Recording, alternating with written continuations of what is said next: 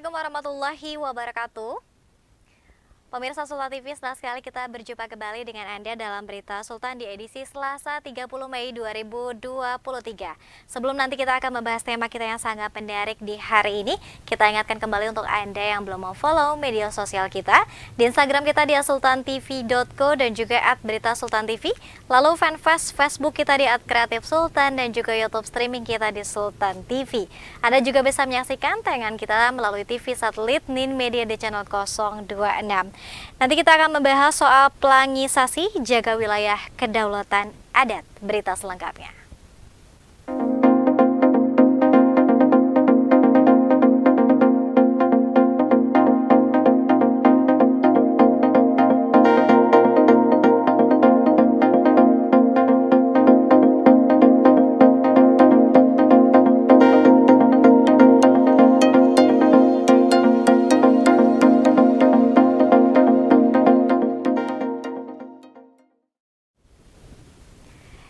Ya, pemirsa Sultan TV, bahwa masyarakat adat Kasepuhan Cisungsang melakukan pemasangan plang agar batas wilayah adat menjadi jelas pengelolaannya.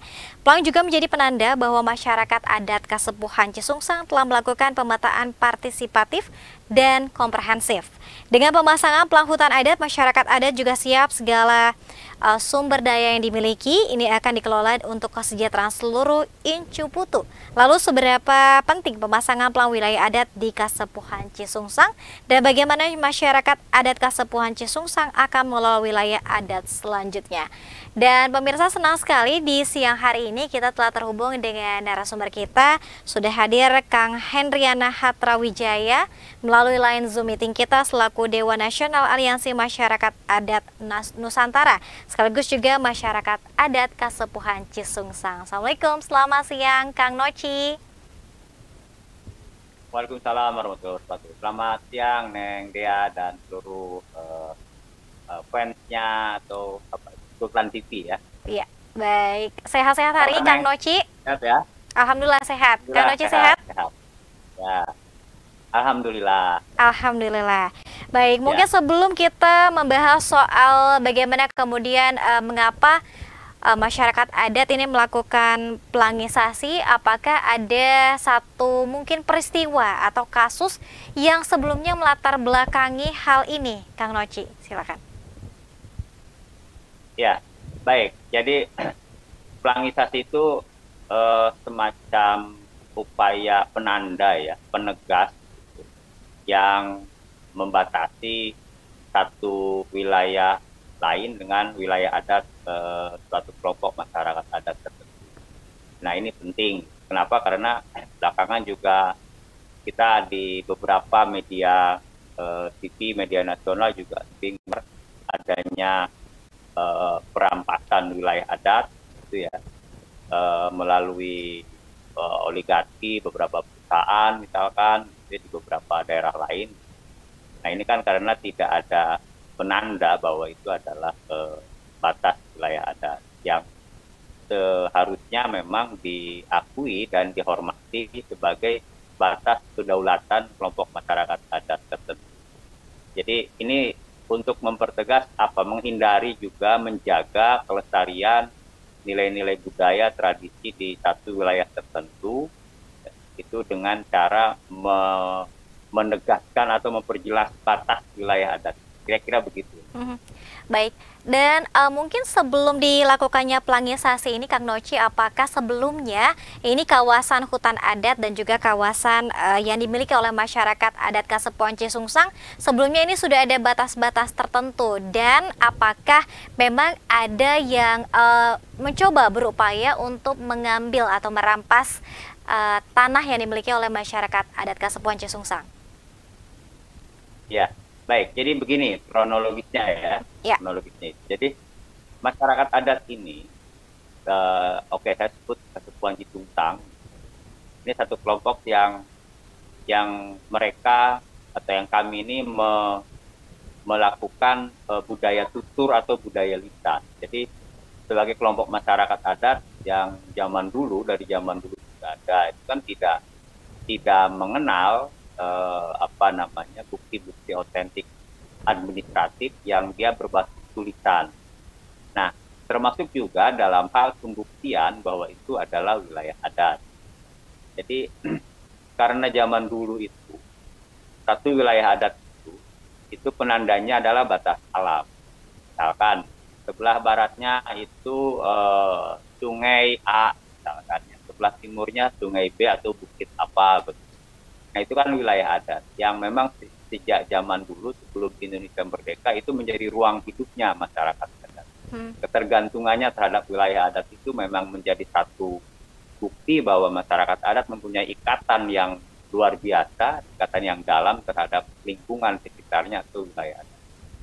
Lalu kemudian ketika Indonesia merdeka, lalu kemudian bersepakat kita menggunakan Undang-Undang Dasar, maka hak-hak atas tanah tersebut kan diadministrasikan oleh negara. Siapa mempunyai tanah luas seberapa. Kemudian ada yang disebut tanah hak milik, misalkan ya, atau hak guna bangunan, hak guna usaha, dan sebagainya. Ya. Nah, lalu kemudian masyarakat adat ini kan tidak bisa membuktikan secara administratif bahwa itu adalah wilayah adat kami, misal kami sebagai kelompok masyarakat adat. Nah ini kan jadi satu tantangan. Sementara di konstitusi jelas bahwa negara itu mengakui kelompok masyarakat adat. Nah mengakui di sini kan mestinya juga tidak hanya soal individunya sebagai masyarakat adat, nilai-nilai tradisinya misalkan ya, sosial budaya, tetapi juga mengakui objek yang menjadi ruang hidup masyarakat adat, yaitu wilayahnya juga harus diakui. Nah, kemudian ada metode pembuktian secara administratif, yaitu dengan melalui pemetaan partisipatif, pemetaan yang melibatkan masyarakat lokal, dalam hal ini adalah masyarakat adat. Sehingga dibuatlah waktu itu pemetaan partisipatif yang kemudian menjadi bukti secara administratif wilayah adat Kesepuhan Ciungsang dan yang lainnya ya. Nah, inilah yang kami dorong kepada pemerintah bahwa inilah wilayah adat kami. Kita sudah buktikan secara administratif bahwa ini adalah wilayah adat yang kami tempati jauh sebelum Indonesia merdeka. Lalu ternyata setelah dilihat, gitu ya, setelah dilihat karena kita dari awal tidak bisa membuktikan, nah itu terlanjur diklaim sebagai hutan negara. Tanah yang atau wilayah atau kawasan yang kami klaim sebagai wilayah adat itu, ternyata beberapa bagian itu sudah menjadi atau sudah diklaim terlebih dahulu menjadi kawasan hutan negara. Dalam hal ini misalkan Taman Nasional Gunung Halimun Salak. Nah, oleh karenanya tidak boleh kan ada alas hak yang dua ya dalam satu tanah itu, dalam satu bidang. Maka negara berkewajiban mengembalikan ke pemilik awal, yaitu kelompok masyarakat adat. Jadi dulu itu bukannya tidak mengakui, karena tetapi kita hanya tidak bisa membuktikan secara administratif saja, secara peta saja. Nah, oleh karenanya pada saat pemerintahan saat ini memberikan peluang kepada masyarakat adat, silakan dibuktikan secara administratif juga bahwa wilayah adatnya sebelah mana, kemudian diusulkanlah atau disampaikanlah kepada pemerintah, lalu kemudian pemerintah mengeluarkan dan mengembalikan kawasan yang dulu diklaim oleh masyarakat adat, kemudian diklaim menjadi hutan negara, sekarang dikembalikan lagi kepada masyarakat adat. Nah itu kronologisnya kira-kira begitu. Baik, Kang Noci mungkin boleh diinformasikan kalau secara pasti atau mungkin boleh dikira-kira sebelumnya seberapa persen yang sebelumnya diklaim oleh negara sebagai hutan negara, Kang Noci, yang sekarang sudah dikembalikan kembali oleh negara? Berapa besarannya? Nah, baik. Jadi ini ada dua istilah yang digunakan ya. Pertama ada yang disebut dengan wilayah adat, yang kedua ada yang disebut dengan hutan adat. Nah, hutan adat itu berada di dalam wilayah adat. Ini kan sesuai dengan putusan Mahkamah Konstitusi ya, tahun 2012 itu bahwa atas gugatan atas Undang-Undang Kehutanan, bahwa hutan adat itu adalah hutan yang berada di dalam wilayah adat. Nah, ini kan juga harus dibuktikan. Setelah kita cek ke lapangan, ternyata overlay dengan hutan yang kita klaim itu, overlay dengan beberapa kawasan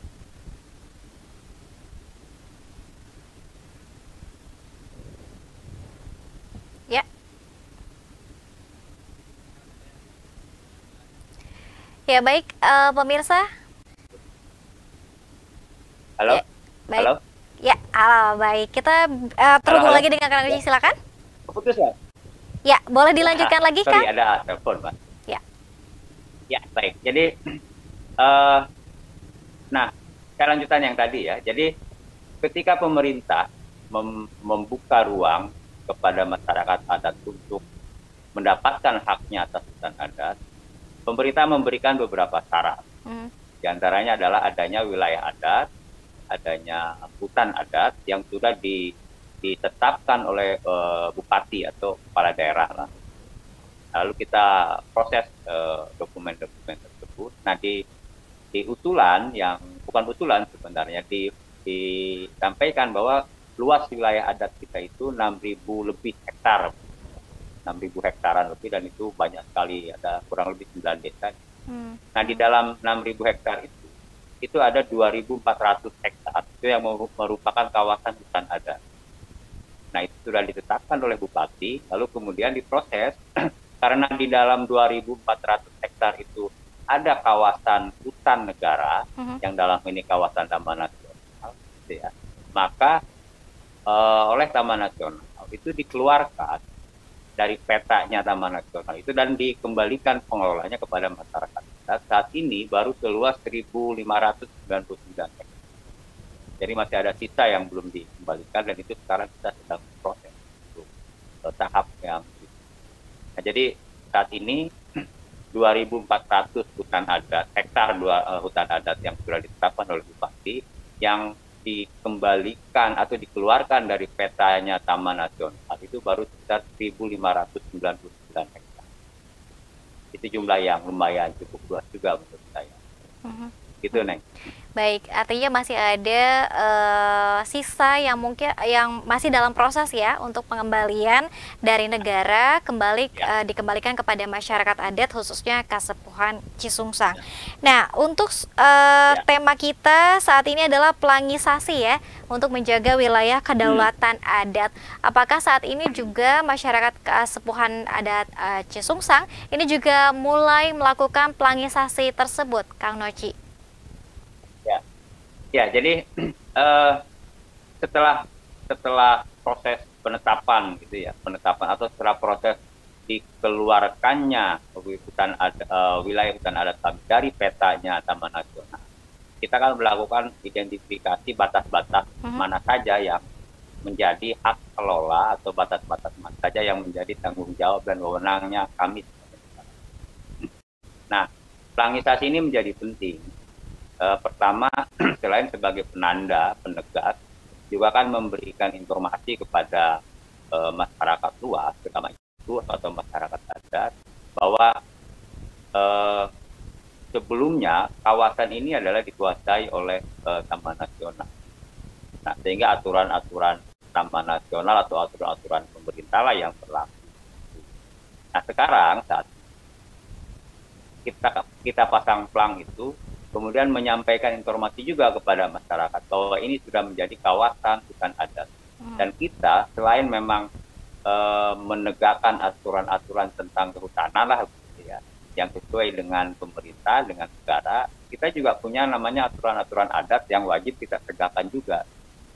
Nah, itu jadi penting. Itu yang kedua. Yang ketiganya bahwa melindungi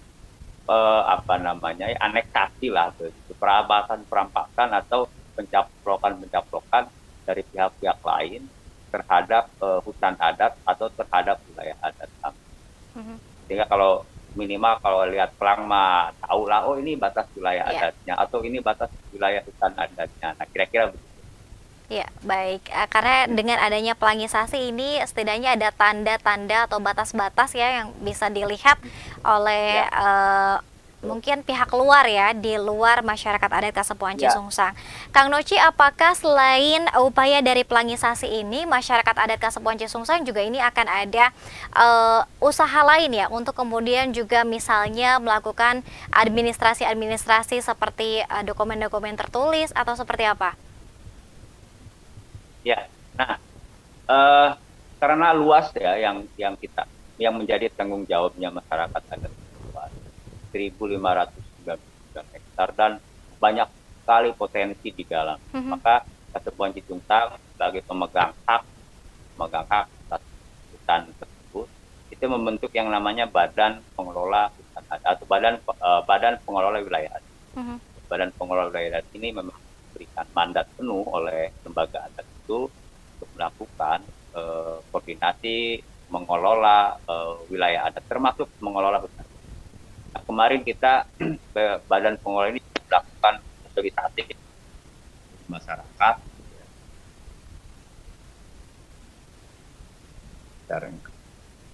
Menyampaikan bahwa, halo, masih dengar suaranya? Siap. Oke.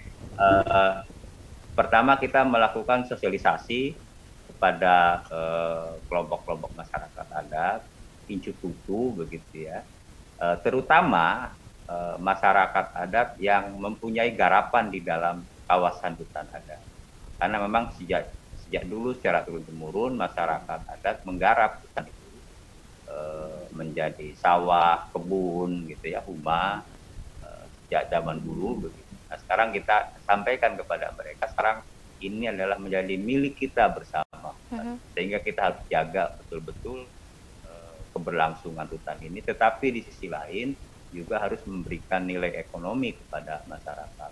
Nah, setelah melakukan sosialisasi, kita melakukan identifikasi. Sebenarnya ada apa saja di dalam kawasan hutan adat ini. Kita lakukan identifikasi penggarapnya, kemudian hasil-hasil hutan bukan kayu yang bisa dihasilkan gitu ya. Ada potensi pertanian apa saja, kita lakukan identifikasi itu semua. Dan saat ini sedang berproses. Beberapa waktu yang lalu kita baru lakukan sosialisasi itu dan berhasil menghimpun ada sekitar 400 penggarap yang berada atau yang menggarap lahan ya, menggarap sawah, kebun di wilayah di hutan adat kami, dan kita lakukan pendataan kepada penggarap tersebut. Nah, mungkin ke depan kita lakukan di tempat lain juga, tapi dalam satu hutan adat karena luas sekali 1.599 hektar itu kita ya bisa mungkin berminggu-minggu atau bahkan berbulan-bulan kita baru selesai melakukan pendataan. Nah, kami sebenarnya juga ingin menyampaikan kepada pemerintah untuk bersama-sama membantu Badan Pengelola Wilayah Adat ini dalam rangka selain kita mempunyai kewajiban menjaga, kita juga harus mampu mengelola potensi-potensi hutan adat sehingga memberikan dampak ekonomi kepada penggarap. Ini kan juga perlu sentuhan lah dari pemerintah begitu, karena masyarakatnya juga masyarakat warga gitu ya, warga negara Indonesia yang wajib juga mendapatkan perhatian dari pemerintah.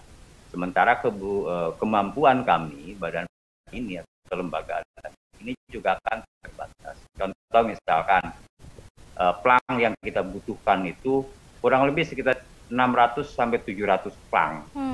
Ya, bayang kalau misalkan satunya berapa begitu ya, plang yang kita pasang juga kan itu terbatas juga kemampuan kita. Sehingga kami memerlukan juga untuk tahap awal ini memang bantuan atau intervensi lah dari pemerintah, karena sama-sama juga harus menjaga hutan juga. Jadi kerja kolaborasi bareng lah, kira-kira gitu, Neng. Ya. Baik, dan karena memang masyarakat adat juga ini pasti tidak hanya tadi untuk dikelola yang bisa memiliki nilai ekonomis ya, untuk kemudian juga menjadi mata pencaharian masyarakat adat sebuah Cicungsang khususnya, namun juga ini menjaga wilayah hutan juga ya untuk keberlangsungan alam dan sekitarnya. Sejauh ini seperti apa Kang Noji dukungan dari pemerintah, khususnya mungkin pemerintah lokal, pemerintah kabupaten seperti apa? Ya.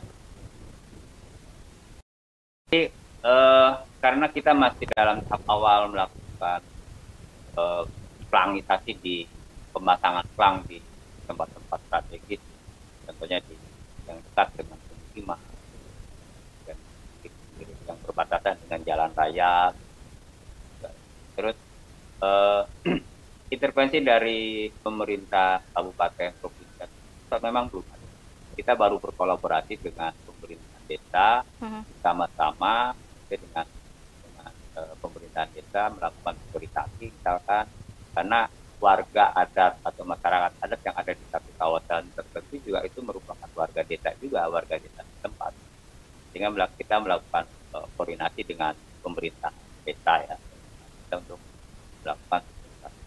Memang kita belum membuat apa itu namanya perencanaan. Ya, meskipun memang dalam hal ini pengelolaan ya, tata kelola hutan adat itu kan memang sudah berlangsung jalan. Tapi kemudian ada fase bahwa hutan adatnya dikuasai pihak lain kan itu berhenti, meskipun tidak total aturan-aturan adat. Jadi dulu diterapkan dalam satu kawasan hutan adat sebelum Indonesia merdeka begitu ya, lalu kemudian Indonesia punya aturan dikuasai oleh Taman Nasional, kan berhenti nih aturan-aturannya. Yeah. Nah sekarang diberlakukan kembali aturan-aturan adat atau tata kelola hutan. Ini kan perlu waktu lama juga. Selain itu memang saya sih mengharapkan ada semacam apa ya sentuhan lah, perhatian dari pemerintah daerah soal ini, soal apa namanya, minimal ya membantu untuk pemasangan plang, membantu untuk sosialisasi, karena tujuan kita sebenarnya juga ada yang bisa disinergikan soal pelestarian hutan misalkan, atau soal pertanian. Kan perlu, kami merasa badan pengelola ini bekerja sendiri untuk mengelola seluruh potensi yang ada dalam satu kawasan. Kita perlu bergandengan tangan, perlu apa namanya berkolaborasi dan koordinasi dengan banyak pihak untuk mengelola ini, mana tujuannya kan sama, untuk kesejahteraan masyarakat yang ada di sana. Begitu, Neng. Ya, baik. Artinya tadi seperti Kang Noci sebutkan juga perlu ada sentuhan, ada intervensi dari pemerintah, khususnya pemerintah lokal, untuk kemudian juga memaksimalkan sumber daya alam dan juga sumber daya manusia yang dimiliki di masyarakat adat Kasepuhan Cisungsang untuk memaksimalkan tadi ya, pemaksimalan sumber daya alam yang juga ada. Kang Noci, terima kasih banyak sudah membersamai kita. Kita berharap bahwa pelangisasi ini juga bisa dilakukan secara maksimal dan juga ada dukungan dari pemerintah untuk kemudian bisa batas-batas wilayahnya ini juga bisa lebih jelas lagi, dan tidak akan ada lagi kaum-kaum atau mungkin oknum-oknum yang berusaha merebut kawasan Kasepuhan Cisungsang. Sebagai closing statement, Kang Noci, silakan apa yang ingin disampaikan untuk pemirsa dan juga yang lainnya, silakan. Ya, baik. Saya pikir masyarakat adat harus memasang plang batas wilayah adat sebelum pihak lain mengklaim dan memasang plang. Karena penting sekali menjaga wilayah adat, karena itu adalah wilayah adat adalah sumber kehidupannya masyarakat. Barang siapa atau siapapun pihak yang mencoba mengganggu kedaulatan wilayah adat sama saja dengan mencoba memusnahkan kelompok masyarakat adat atau menjauhkan masyarakat adat dengan wilayah. Saya pikir itu. Ya. Baik, terima kasih banyak sekali lagi Kang Hendriana Hatrawijaya, Dewan Nasional Aliansi Masyarakat Adat Nusantara dan juga Masyarakat Adat Kasepuhan Cisungsang. Kang Noci, sehat selalu. Nanti next di lain kesempatan nanti kita akan sambung lagi. Semoga terkait dengan pelangisasi ini juga sudah ada perkembangan yang cukup signifikan dan juga positif ya, Kang Noci. Amin. Nanti kita update. Baik, nanti diupdate. Baik.